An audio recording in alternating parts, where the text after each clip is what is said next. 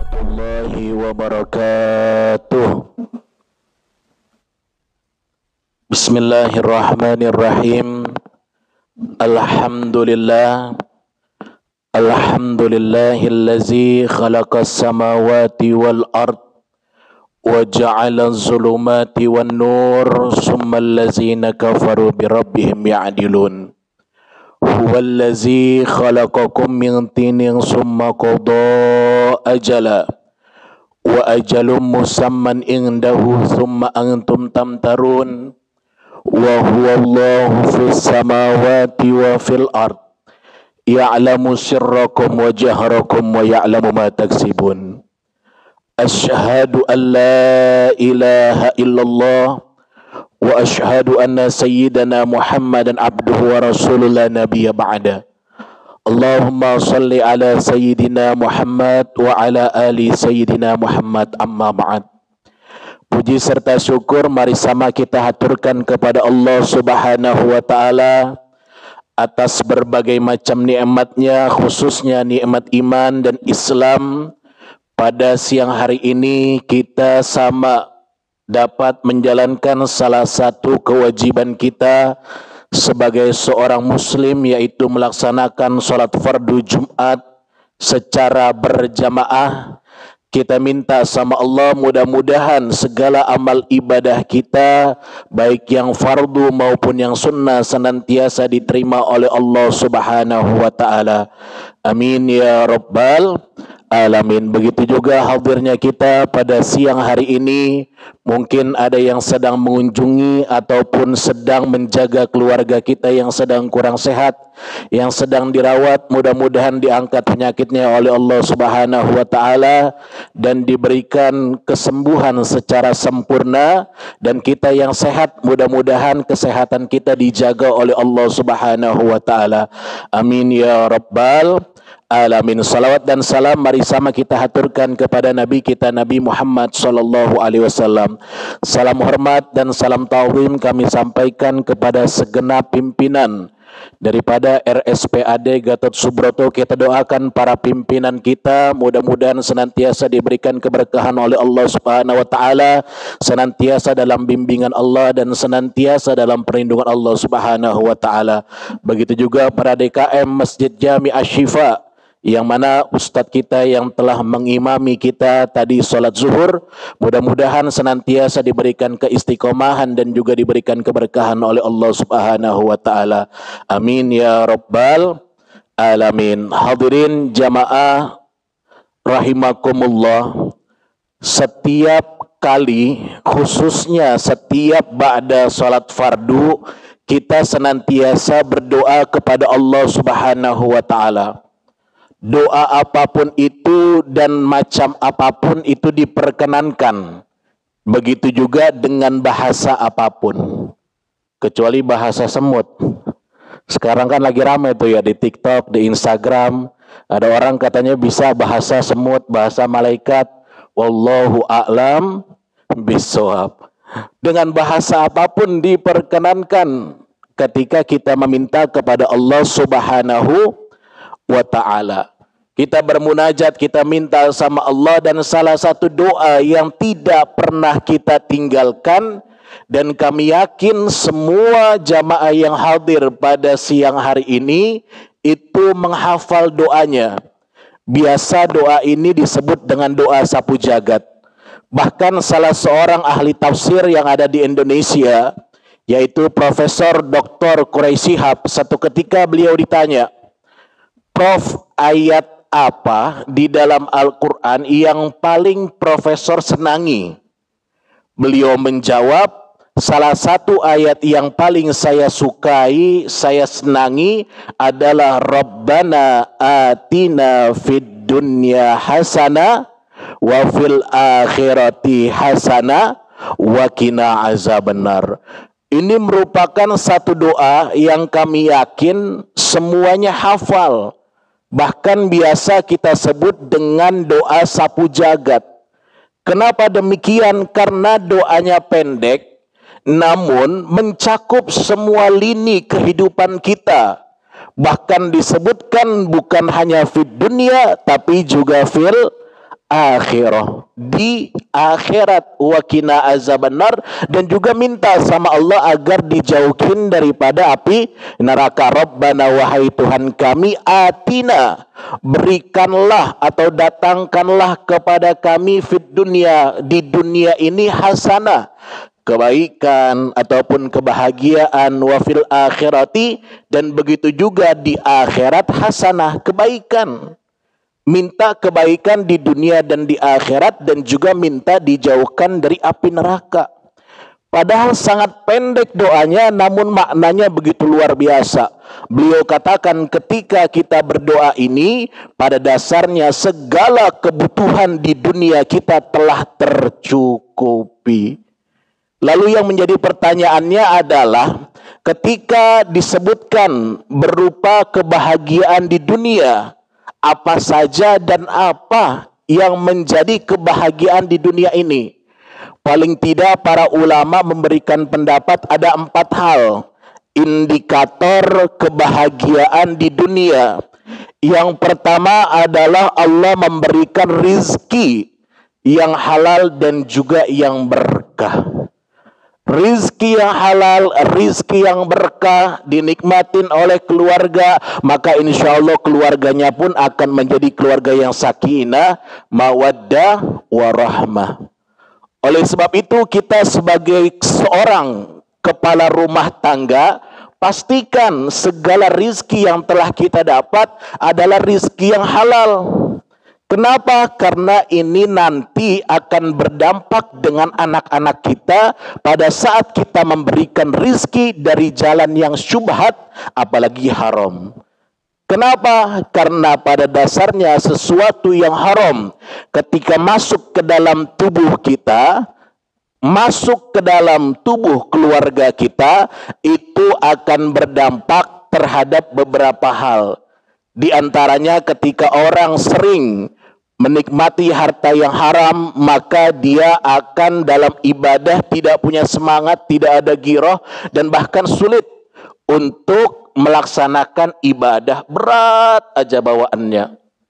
Lalu yang kedua, pada saat dia menerima ilmu pelajaran yang disampaikan, itu berbeda dengan yang lainnya. Disebabkan apa? Disebabkan karena keharaman barang yang masuk di dalam tubuh daripada anak-anak kita. Mudah-mudahan Allah senantiasa memberikan rizki yang halal, rizki yang berkah, sehingga anak-anak kita menjadi anak yang soleh dan soleha. Amin ya rabbal alamin.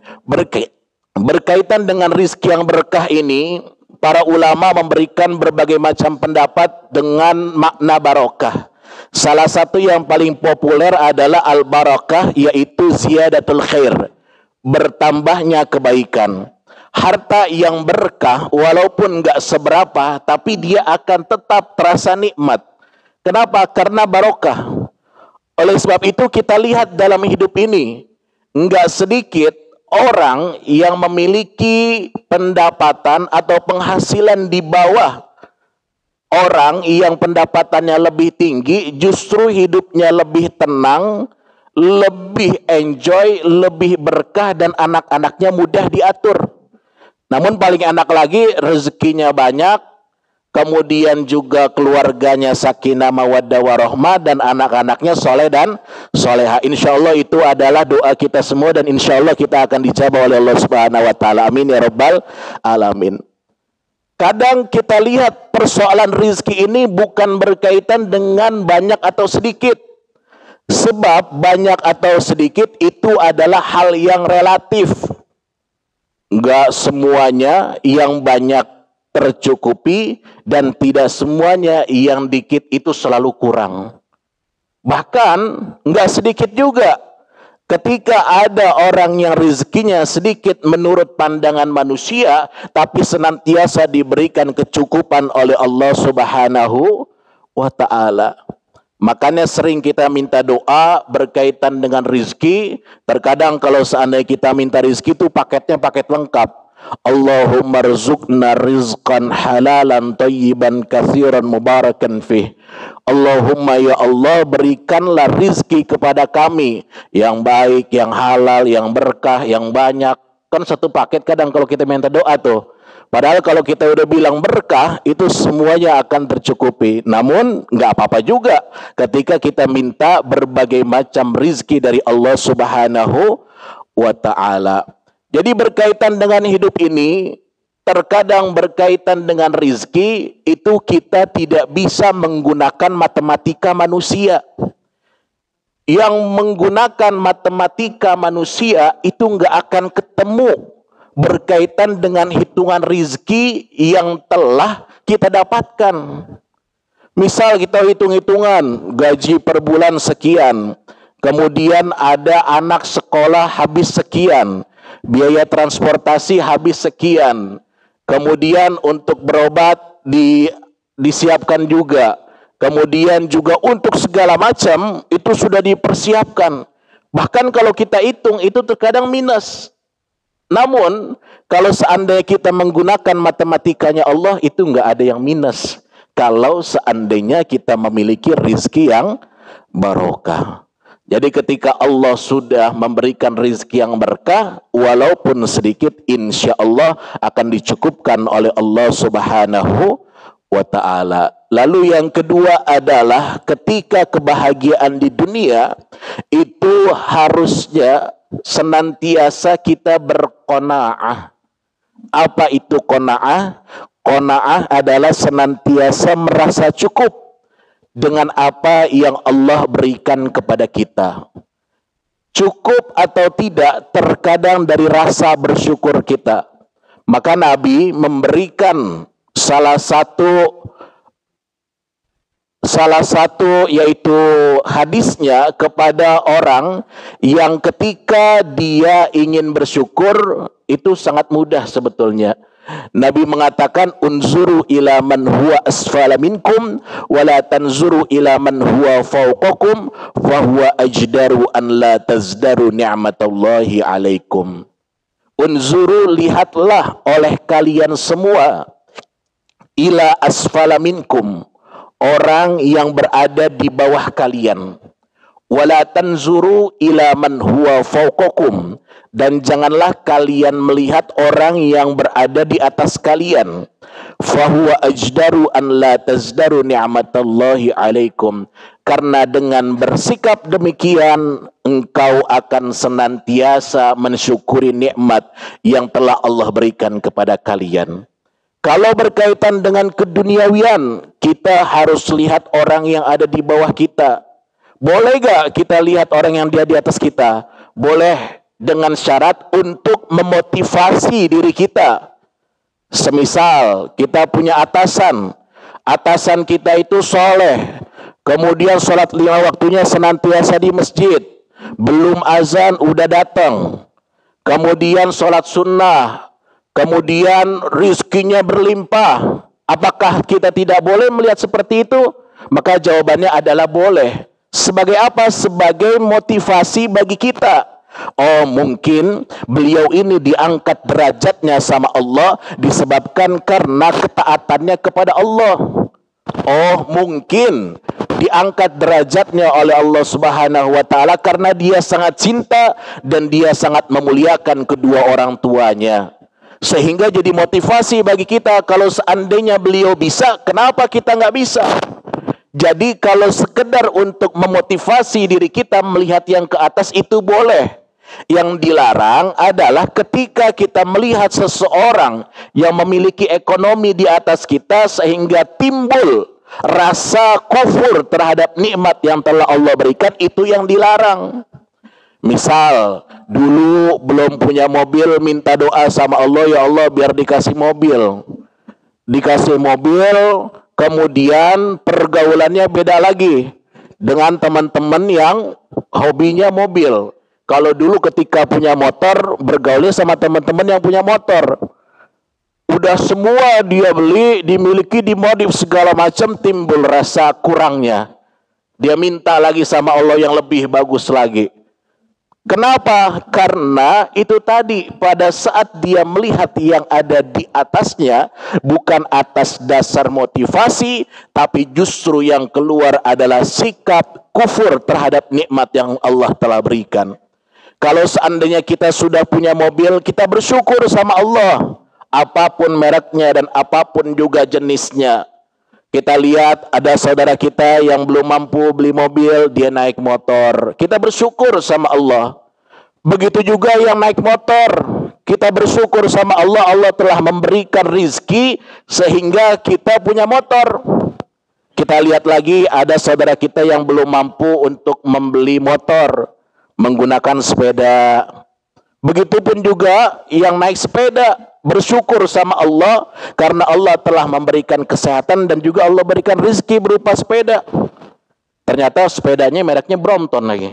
Mereknya kan hampir sama tuh kayak motor gede ya.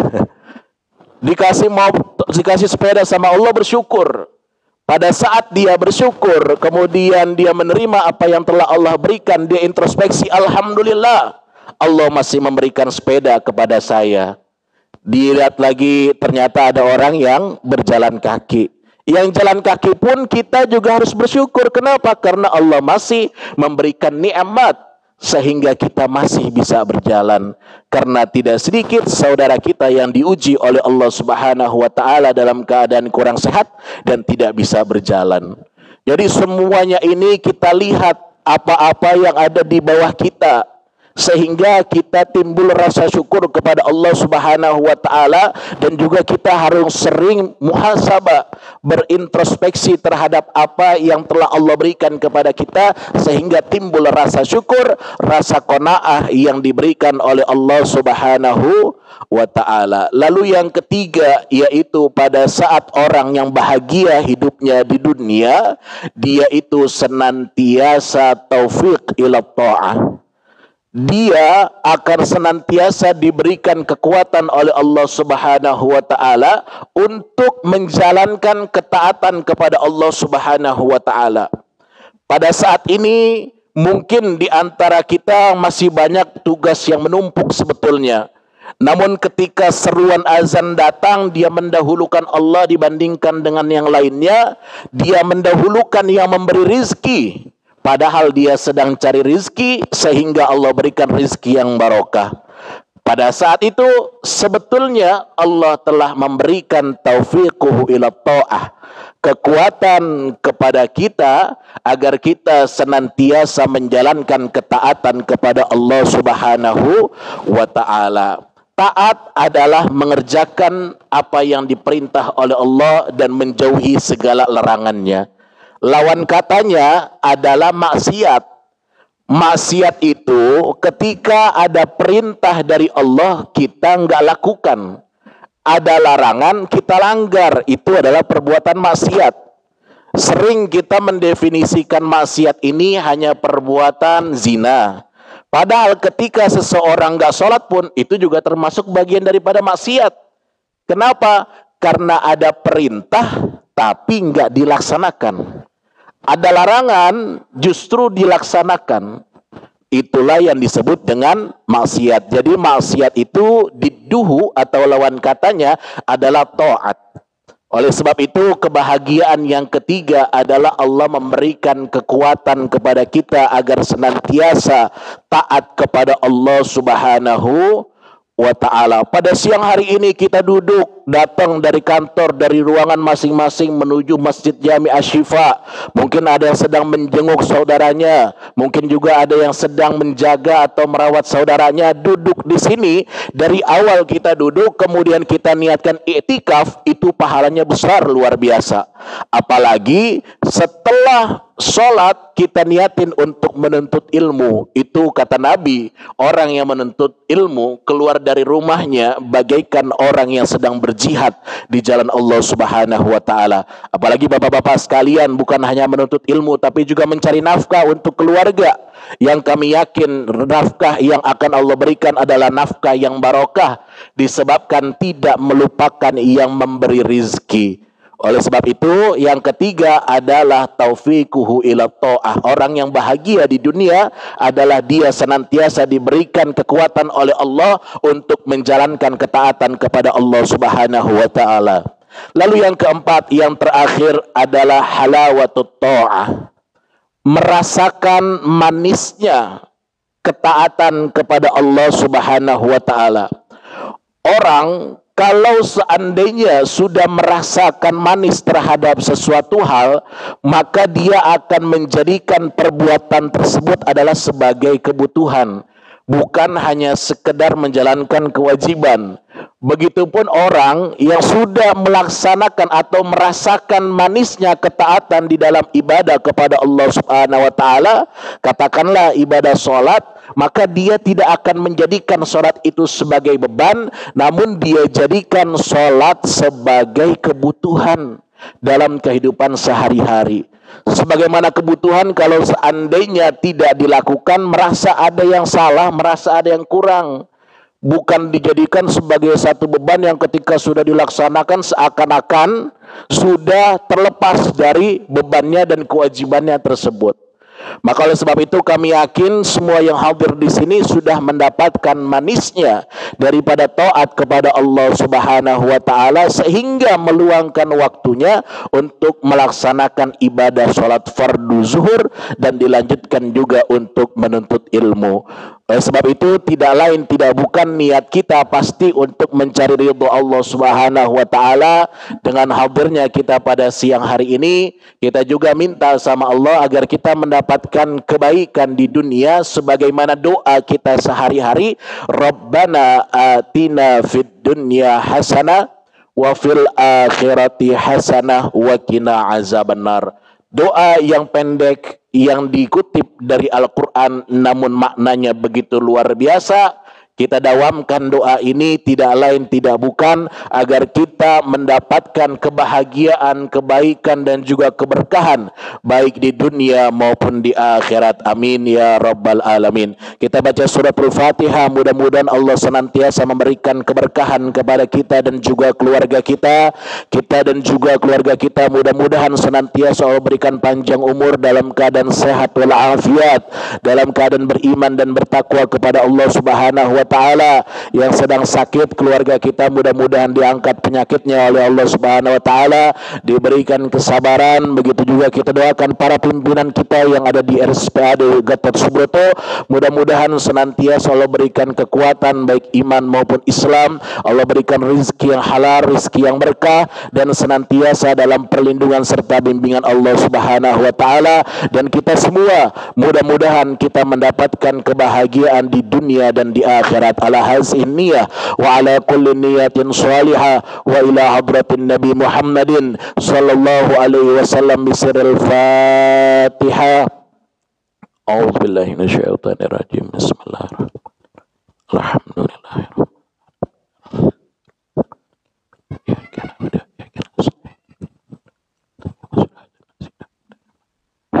وعفونا يا كريم ارحمنا الله بحق الفاتحة وبسر الفاتحة وبالمعجزات الفاتحة يا فارج الهم يا كاشف الغم يا من لعبده يغفر ويرحم ربنا آتنا في الدنيا حسنة وفي الآخرة حسنة وقنا عذاب النار ربنا تقبل منا إنك أنت السميع العليم وتب علينا إنك أنت التواب الرحيم دعواهم فيها سبحانك اللهم وتحياتهم فيها السلام وآخر دعواهم أن الحمد Alhamdulillahi Rabbil Alamin. Mungkin hadza faqat minna. Kelebihan dan kebenaran hanya milik Allah Subhanahu wa taala. Al-insanu mahlul khata' wan nisyan. Wallahul muwaffiq ila aqwamit thoriq. Assalamualaikum warahmatullahi wabarakatuh.